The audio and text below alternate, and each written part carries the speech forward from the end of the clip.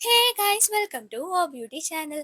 இன்னைக்கு நம்ம ஊருக்குள்ள என்னென்னலாம் சுவாரஸ்யமான கரண்ட் அப்டேட் நடந்துச்சு அப்படின்றத இந்த வீடியோல நான் உங்களுக்கு சொல்ல போறேன். ஸோ இந்த மாதிரி டெய்லி என்னென்ன அப்டேட்ஸ்லாம் நடக்குது அப்படின்றத நீங்க தெரிஞ்சுக்கணும்னா மறக்காம நம்ம ஓ பியூட்டி சேனலுக்கு சப்ஸ்கிரைப் பண்ணிக்கோங்க. அண்ட் வாங்க இப்போ நம்ம வீடியோக்குள்ள போகலாம். ட்ரம்ப் இந்தியா மேல வரி போட்டதுக்கு காரணமே இந்தியா பல நாடுகள் கிட்ட ஆயில் வாங்கிட்டு இருக்கறனால தான். அந்த வகையில இப்போ இந்தியாவுடைய வர்த்தக பிரதிநிதிகள் என்ன பண்ணியிருக்காங்கன்னு பார்த்தீங்கன்னா, அமெரிக்கா கிட்ட போய் ஈரான் கிட்ட கச்சா எண்ணெய் வாங்குறதுக்கு அனுமதி கேட்டிருக்காங்க. இது எதுக்காக இந்த அனுமதி கேட்டிருக்காங்கன்னு சொல்லி பார்த்தீங்கன்னா, இந்தியா வந்து ரஷ்யா, ஈரான் இந்த மாரி நாடுகள் கிட்ட இருந்தெல்லாம் எண்ணெய் வாங்கிட்டு இருக்கு. ஸோ இதை எல்லாமே ஒரே நேரத்துல இந்தியா நிறுத்துச்சு அப்படின்னா, உலகத்துடைய பொருளாதாரமே கடுமையா பாதிக்கும்னு சொல்லி இந்த தகவலை குறித்து எச்சரிச்சும் இருந்திருக்காங்க.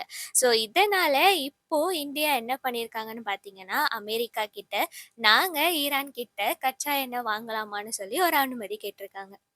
இப்படி ஒரு முதலாளியான்னு சொல்ற அளவுக்கு சைனால ஒரு விஷயம் நடந்திருக்கு. அது என்னன்னு சொல்லி பார்த்தீங்கன்னா, மீடியா ஸ்டோம் அப்படின்ற கம்பெனியோடைய சிஇஓ அங்க வேலை பார்க்குற எல்லா எம்ப்ளாயீஸ்க்கும் இப்போ ரீசெண்டா லான்ச் ஆன ஐஃபோன் 17 கிஃப்ட்டா கொடுத்திருக்காரு.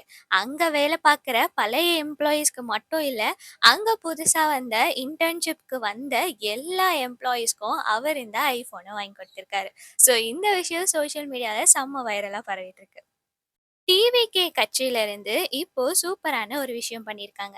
அது என்னன்னு சொல்லி பார்த்தீங்கன்னா, இஸ்ரேலுக்கும் காசாக்கும் நடக்கிற போர்ல இருக்கிற மக்களுக்கு அங்க இருக்கிற மக்களுக்கு உணவு தட்டுப்பாடு ஏற்பட்டிருக்கு. ஸோ அங்க இருக்கிற எல்லாருக்குமே உணவில்லாம கஷ்டப்பட்டுட்டு இருக்கிற மக்களுக்கு டிவிக்கே சாப்பாட வழங்கியிருக்காங்க.